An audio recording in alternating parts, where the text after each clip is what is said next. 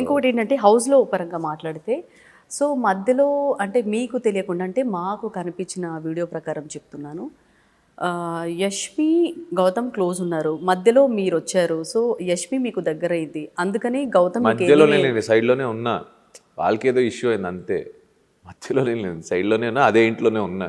నేను నార్మల్గా నేను ఇప్పుడు కూడా ఆ ప్రాసెస్లో ఆ సిచ్యువేషన్లో ఎలా ఉన్నానో ఇప్పుడు కూడా ఆ మనిషితో అలాగే ఉన్నా నేను.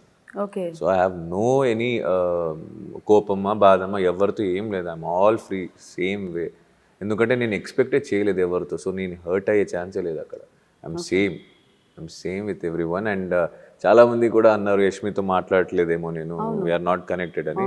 షీఈ్ అవుట్ ఆఫ్ స్టేషన్, సో మనం మాట్లాడలేకపోయాము. పృథ్వీ ఉన్నాడు, నెక్స్ట్ డే వెళ్ళిపోయాడు బెంగళూరుకి.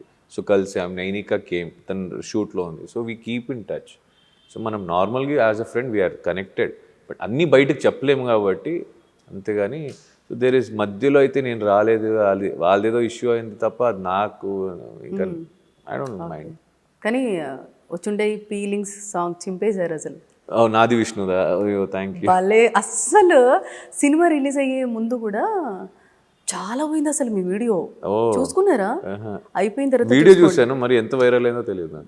టూ మచ్గా వైరల్ అయింది. కరెక్ట్ 1 day రిలీజ్ అనగా మీది అలా పోయింది అది ఆ వీడియోతో పాటు.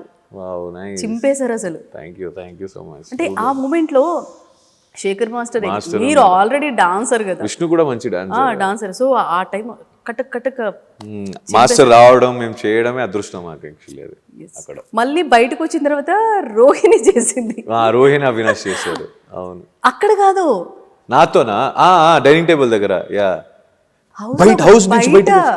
బయట చేశారు. రోహిణి ఎవరు తన మానస్ ను తను స్టేజ్ పర్ఫార్మెన్స్ ఇచ్చారు. అప్పుడు నైస్ అలా పోయిందనమాట.